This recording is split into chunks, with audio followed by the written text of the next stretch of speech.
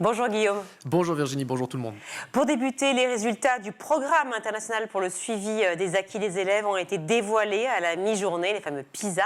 Et Guillaume, l'heure est au bilan. Oui, ce programme qui est mené depuis 2000 par l'Organisation des coopérations et de développement économique. Tous les 3 ans, elle évalue les compétences en sciences, mathématiques et en compréhension de l'écrit de nos élèves de 15 ans. Cette année, les exercices ont été soumis à 690 000 jeunes de 80 pays et territoires. Et globalement, c'est une baisse générale jamais atteinte parmi les 80 pays participants. Pour nos Français, les résultats des élèves dégringolent dans 2 domaines sur 3. Écoutez à ce sujet, Gabriel Attal, c'était tout à l'heure en conférence de presse.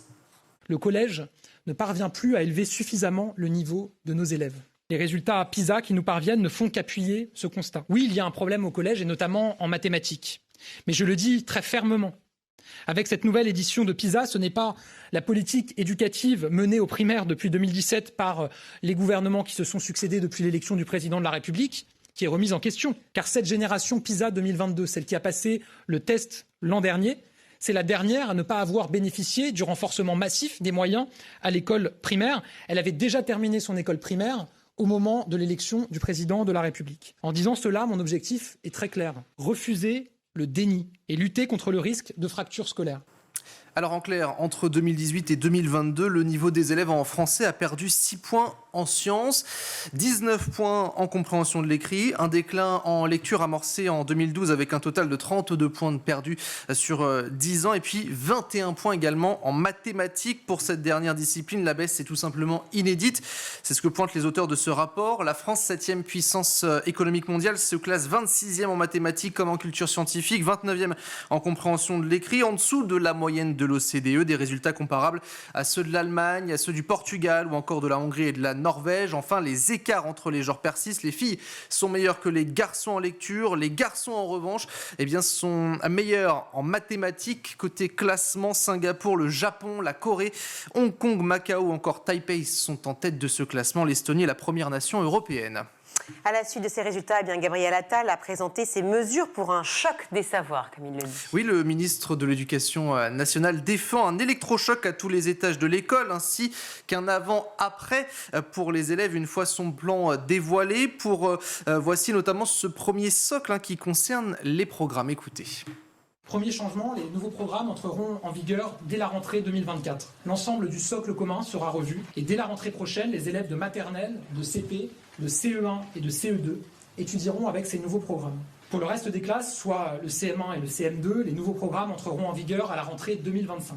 Par ailleurs, nous poursuivrons et amplifierons l'effort de formation des professeurs des écoles, notamment dans le cadre des plans français et mathématiques qui donnent des résultats. Déjà 200 000 professeurs des écoles ont été formés à travers ces nouveaux plans de formation. Concernant les financements à présent, ils seront effectués par l'État. C'est une nouveauté avec des livres labellisés justement par le ministère de l'Éducation nationale. Écoutez. J'ai donc décidé, avec bon sens et en suivant la science, 2 choses. D'abord de financer un manuel de lecture et un manuel de mathématiques en CP et en CE1. Grâce à l'État et aux collectivités, c'est un progrès immense pour l'égalité des chances. Deuxième décision, nous labelliserons les manuels scolaires. C'est-à-dire que nous permettrons aux professeurs, aux élèves, à leurs parents, collectivités locales, d'être sûrs de la qualité des manuels scolaires. Comme au Portugal ou au Japon, par exemple, un organisme sera créé sur la base de la science et sera chargé de labelliser ces manuels scolaires en fonction de leur respect du programme et de leur qualité pédagogique. Ce sera dès la rentrée 2024 pour les manuels de lecture de CP et de CE1, puis à compter de septembre 2025 pour les manuels du CP au CM2. Et le troisième socle dévoilé par le ministre, c'est un sujet tabou qui a beaucoup fait parler, notamment pour les syndicats, les professeurs, les parents. On parle là du redoublement. Gabriel Attal a tranché. La question du redoublement, devenue tabou, mérite d'être clarifiée et d'être tranchée. La décision appartient aux enseignants. C'est pourquoi les professeurs auront désormais le dernier mot en matière de redoublement. Je prendrai un décret au début de l'année 2024 pour modifier le code de l'éducation en ce sens. En tranchant ce débat, je veux lutter contre l'échec forcé auquel peuvent être condamnés des élèves que l'on veut faire passer à tout prix en classe supérieure. Pour ces élèves, 2 choix s'offriront aux professeurs en fin d'année. Un passage sous condition, avec de la remédiation, comme des APC, du tutorat, des stages de réussite durant leurs vacances scolaires. Autre possibilité, le redoublement en cas de grande difficulté, car, je le dis de manière très claire, il vaut mieux réussir son primaire en 6 ans que l'échouer en 5. Toutefois, le ministre précise qu'aucun élève ne doit être laissé au bord du chemin. Alors après la divulgation des résultats du PISA, on en parlait au début de ce journal, Gabriel Attal a annoncé la création de groupes de travail, notamment en français ainsi qu'en mathématiques. Dans chaque collège du pays, les élèves de chaque classe seront répartis en 3 groupes, en fonction de leur niveau en français et en mathématiques. Pour mener à bien ce chantier, évidemment, nous accompagnerons encore davantage les professeurs, notamment à la pédagogie différenciée, pour qu'ils puissent avoir les outils afin d'accompagner ces différents niveaux d'apprentissage. Dans le groupe 1, celui où les élèves rencontrent le plus de difficultés, nous créerons des postes pour qu'il n'y ait qu'une quinzaine d'élèves dans ces groupes des élèves les plus en difficulté. Au cours de l'année, les élèves pourront changer de groupe s'ils progressent, ils pourront évoluer. Également aussi si leur niveau baisse et qu'ils ont besoin de passer à un autre groupe pour les accompagner davantage.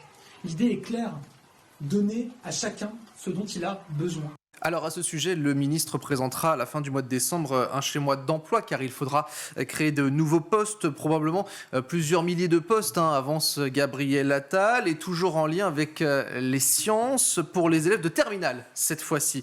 C'est une nouvelle épreuve qui va faire son apparition. Je souhaite créer une épreuve anticipée de culture mathématique et scientifique du baccalauréat en fin de première. Aujourd'hui, il n'existe pas d'épreuve commune de ce type. Elle permettra, dès le baccalauréat 2026, de tester l'apprentissage par tous les élèves du lycée général. Enfin, pour terminer, le ministre de l'Éducation nationale défend l'arrivée de l'intelligence artificielle, car oui, elle arrivera en classe de seconde. Et donc la France sera le premier pays au monde à mettre à disposition et à généraliser un outil fondé sur l'IA à tous les élèves d'une classe d'âge. Il a été constitué à partir de l'expérience de chercheurs, d'enseignants. Il est un outil souverain, propriété du ministère de l'Éducation nationale et de la jeunesse. C'est 20 000 exercices en français et en mathématiques, un algorithme qui permet vraiment de s'adapter au niveau de chaque élève et surtout de le faire progresser. C'est un outil qui aura vocation à être utilisé à la maison. Voilà donc pour les déclarations de Gabriel Attal qui était en conférence de presse. Par ailleurs, à la suite de cette dernière, la ministre déléguée à l'enseignement professionnel a annoncé la création de mentions assez bien et très bien pour les diplômés de CAP ou encore de BEP. Et nous consacrerons évidemment notre émission aujourd'hui à toutes ces mesures dévoilées par le ministre. C'était une promesse du gouvernement, une autre, les puffs vont bientôt disparaître des tabacs. À l'unanimité, les députés ont adopté hier soir une proposition de loi pour interdire la vente de ces cigarettes électroniques jetables, des produits bon marché, au goût acidulé, fruité, qui sont très prisés des adolescents, des puffs utilisés et qui sont considérés comme une porte d'entrée vers le tabagisme. Côté calendrier, le texte doit être voté au Sénat. Ensuite, l'exécutif va prévenir l'Union européenne de cette volonté. La Commission européenne aura ainsi 6 mois pour répondre donc à cette requête. D'autres pays font de même, l'Allemagne, la Belgique ou encore l'Irlande. Enfin, une cinquantaine d'étudiants ont bloqué ce matin l'entrée du bâtiment historique de Sciences Po Paris. Un rassemblement organisé à l'appel de syndicats étudiants qui n'a pas entravé toutefois l'accès pour les étudiants. Ils ont réclamé la démission du directeur Mathias Vichra, en poste depuis 2021. Lui et sa compagne ont été placés ce dimanche en garde à vue dans une affaire de violence conjugale. Des gardes à vue qui ont ensuite été levés hier. Aucun des deux n'a déposé plainte. L'enquête se poursuit selon nos confrères du Parisien. La compagne de Mathias Vichra s'est présentée au commissariat pour déposer une main courante. Elle disait avoir notamment été poussée par son mari. Elle indique aussi que son compagnon lui a cassé le poignet il y a 6 semaines. Elle n'avait pas porté plainte. Peu après l'arrivée de sa compagne, c'est Mathias Vichra qui s'est rendu au commissariat. Il a tout simplement dit avoir reçu une claque.